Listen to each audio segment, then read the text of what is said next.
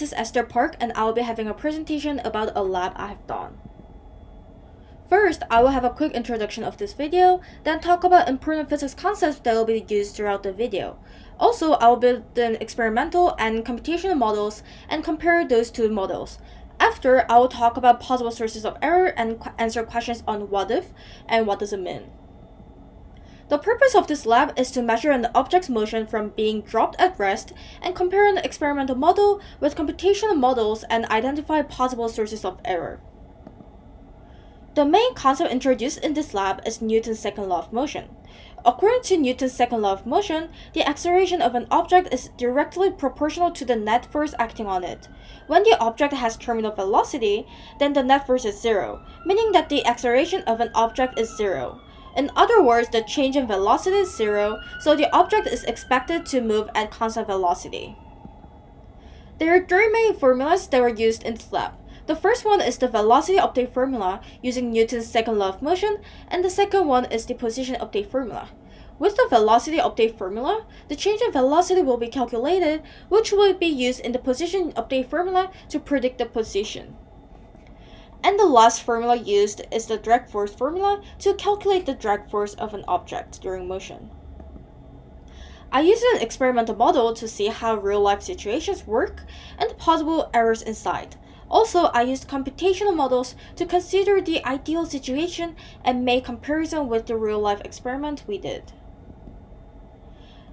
This is a video of a lab. The system is a lead, and the surrounding is everything else around the lead. In this lab, one assumption made is that the mass is 1 kilogram. As you can see in the video, the object falls faster as it moves down. This is the initial position of the lead. The origin is set to be the floor, which is going to be the final position of the lead after the motion. The motion of the lead was analyzed for 0.467 seconds. This is the experimental model. Overall, the graph shows that the position decreases as time increases. This is the code I wrote to build the computational model for the object, assuming that the drag force is negligible. First of all, I set the initial position vector to 0, 1.21, 0. Also, the while loop is working for the condition of t less than 0.467 seconds because it is the duration of time the lead traveled. I set the net force, which is equal to the weight of an object, and I updated the velocity vector first using the velocity update formula, and I updated the position using the position update formula. And this is the position time graph generated based on the code.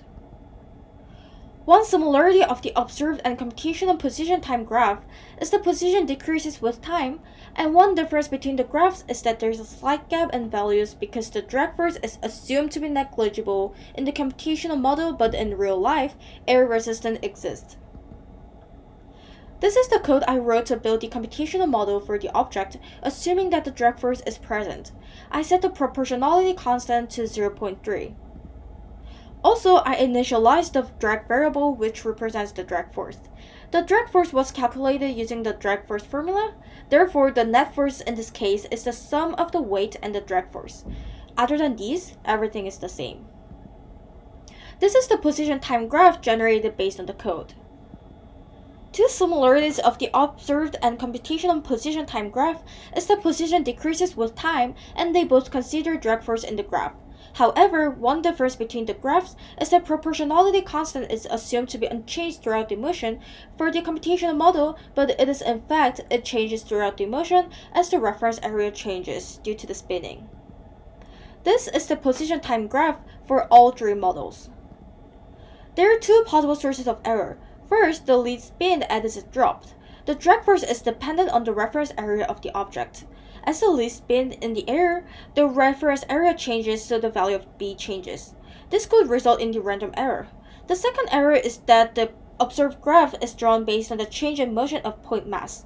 Point mass was marked by a human, meaning that there could have been a random error. There are two questions that can be addressed for this lab. First, which models predict a terminal velocity? When the object travels at a terminal velocity, it means that the object has a zero net force and its acceleration is zero. In other words, the slope of the velocity time graph becomes zero. Neither velocity time graphs has a flat region, meaning that neither models predict a terminal velocity. For your reference, this is the velocity time graph for all three models. The second question is, if the object was initially thrown downwards, would the terminal velocity in this case be the same or different from the case where the same object was initially dropped from rest? Terminal velocity would be the same because it is not dependent on the initial velocity, rather it is dependent on the mass. Thank you for listening to my presentation, and this was Esther.